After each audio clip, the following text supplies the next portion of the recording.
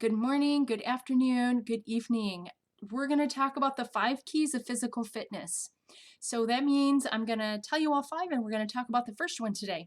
The 5 keys of physical fitness are cardiovascular endurance, muscle strength, muscular endurance, flexibility, and body composition. So therefore, if we learn about all 5 of these things, we can create a very well-rounded and healthy body. So cardiovascular endurance, what is it? It is also called cardio health, or a lot of times people just say, I'm going to go get some cardio. What they really mean is that we're working our heart and lungs. So it is the ability to take in, use, and transport oxygen during exercise to the heart, lungs, and muscles, and they're all working together, okay? That is the way you burn fat. That is the main way you burn body fat, okay? So why do we want good cardiovascular endurance? Well, there's a lot of reasons why. Number one is it's the major predictor of our health and how much at risk we are for diseases. So some reasons we want to do cardio work to get cardiovascular endurance is respiration muscles get stronger and more efficient. You probably didn't know it, but the muscles in your rib cage and in your abdomen, your diaphragm and your transverse abdominis, they actually burn a lot of calories when used for inspiration and respiration, okay? So with that said, very important to keep them working because it actually keeps the whole abdomen massaged and working well. The capillaries in the alveoli of your lungs, they increase in number. And we all know that you have better lung health the more of those you have. So by exercising on purpose, you can create more alveoli, the capillaries in the alveoli. Your heart muscle becomes stronger and more efficient, and therefore it can pump blood more efficiently throughout your body. It doesn't have to work so hard. The mitochondria within our cells of the body, our powerhouse. You may not understand them. I don't fully understand them, but you can go anywhere and hear about how important it is that we have, lots of mitochondria and good mitochondria that are functioning well. So those mitochondria, they will actually increase in quantity and size, okay? We want that. Every single human body wants that. Also, it will help us have a lower risk of heart disease, a lower risk of stroke, type 2 diabetes, high blood pressure, etc. Just goes to show you that your heart and lungs are super important. It'll also help you or can help you have better sleep, improved thinking, less weight gain, okay? So it actually can assist with weight loss, but it can actually also be associated with less weight gain. So as opposed to maybe sitting, your heart rate can be 130 while you're sitting, and it can be 130 while you're exercising. We want it to be 130 while you're exercising, not while you're sitting. Okay, that's not good. Also, it'll just give you a better quality of life and overall well-being. Okay, so let's talk about how you can measure your cardiovascular endurance. So by the way, cardiovascular endurance is any movement, any exercise that keeps your heart rate elevated for an extended period of time.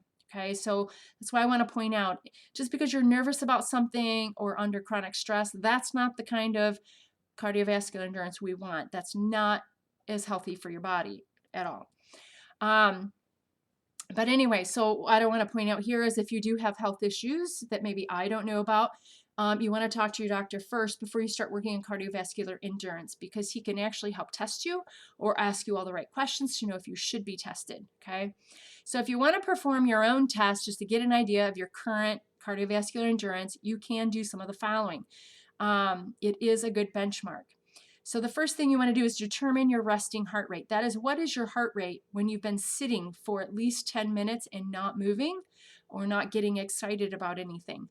I like to know what my resting heart rate is by taking the pulse first thing in the morning, or if you're wearing an Apple Watch or a Fitbit, it usually will record your resting heart rate while you're sleeping, which is, it's good to know. It's good to know while you're sleeping, and it's good to know while you're awake, okay? So after you've been sitting calmly for 10 minutes, you can take your pulse, count the number of beats per 6 seconds, and then times it by 10. Or you can count it for 10 seconds and times it by 6. Either way you want to do that. That is what we would determine your resting heart rate to be. That is good to know. It is an indicator of your current health level, your cardiovascular level. The next thing you want to do is determine your maximum heart rate. Okay, so we just keep it very general and we take 220 minus your age. 220 is what they say your average human heart should not go over 220 beats per minute. Okay, so we take 220 minus your age. And let's say if you're 20 years old, that's going to mean your highest heart rate you should be at is about 200. Okay, so you could do that now as you're going along with me. 220 minus your age. Then you're going to determine your highest working heart rate. So you're going to multiply your maximum heart rate, not the 220, but your maximum heart rate by 85%. Okay. So once you've multiplied that by 85%, that's the highest you want to work at. All right. Then you can use a treadmill, a stationary bike, or something similar. I want you to warm up for 5 minutes. It's important to warm up. It's very important for many reasons. It's not just our leg muscles or our arm muscles that we want to always warm up. We want to warm up the heart and the lungs, okay? So once you've warmed up, you're going to start working your heart rate up to that 85% limit. Once it gets there, you need to keep it there for 2 minutes. Don't let it come down unless you feel faint or dizzy or not healthy. If something feels wrong, stop. But if you have no other problems, and it may not feel good to some people, but you'll have a good idea as to whether it's a wrong good, scary, or just a scary, because there are a lot of people that have not practiced good cardiovascular endurance. Once it's been there for 2 minutes, you're going to immediately stop and take your pulse. Very important to get an accurate pulse right there. Then you're just going to stay paused. You're going to take your pulse again at 1 minute and then again at 2 minutes. Okay, at 2 minutes, that's the most important one we want to look at. There's other ways we can look at this, but at the 2 minute mark, we want to know what your heart rate is. So if you exercised and got your heart rate up to, let's say, 160, and then in 2 minutes of stopping, the heart rate went down to 130, that is a good sign because that is at least 28 points down. If your heart rate drops 15 to 25, by the end of your workout, you have a pretty good recovery heart rate. That's really good. It's a good sign of good cardio health. But if your heart rate drops 12 points or less, so 12, 11, 10, 9, 8 or less, you could be at an increased risk for heart disease or other things. So that's really important you immediately let me know about, or call your doctor. Okay, that's really important. So with that said, here's some tips for better cardiovascular health. Be sure to breathe on purpose, okay? A lot of people don't realize that they're not actually taking in oxygen on purpose. So you want to breathe through the nose once in a while. Try to make sure that you're not doing all mouth breathing. Some other ways that you can get some extra cardiovascular exercise are take the stairs when you can, park furthest in the parking lot, furthest away.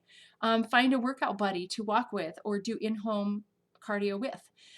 Get a hand pedal and sit it on your table or your desk, and you can pedal your hands. I'm telling you, the greatest part of cardio comes from using your arms and hands, okay? You can do that while watching TV. Also, you can stand and you can march in place. Got some videos I'm sharing with that. I can post those and you can just march right along with me. I promise you, you're going to burn the calories. You're just going to be amazed at what this will do. If you can't get to a machine or get outside, we can march right in place. You can watch TV, you can read an online book or a book, all kinds of things you can do while marching in place, okay? And then you can practice actual breathing exercises. One of them is to inhale at a count of 7, 1, 2, 3, 4, 5, 6, 7. And when you get there, you hold it for about 4, and then you exhale for 8. Okay, or it might be reverse that. Inhale for 8, exhale for 7. Either one will give you some good experience. Some fun facts that I want to share with you about cardiovascular endurance. Fat loss happens through breathing. Whenever you are having fat loss, whenever you're using fat for energy to burn it off the body, it has to leave your body in some way. Very little gets excreted through your urine. Most of it, well over 75% of it, happens through your breathing, okay? And I'm not talking about just sitting at your desk and breathing. I'm talking about a raised heart rate during exercise. You're exhaling your body fat, okay? Now that's as long as you're not working at 85% the whole time. That could change the game a little, okay? 1 pound of muscle on your body burns 3 times the calories as 1 pound of fat, Okay, so we all need to build muscle. We all need to have more muscle. The fact is if you're 30 and over, you're losing muscle if you're not purposefully building it. Okay, so we want to have muscle for so many reasons. We're going to talk about that in another video. Healthy lungs that have more alveoli and capillaries get more blood flow around the body, and that is a super important thing for this time in our lives. So with that said, if you have any questions, make sure that you email me. I can answer anything that you ask, and if I don't know the answer, I promise you I will find one. Have a great day.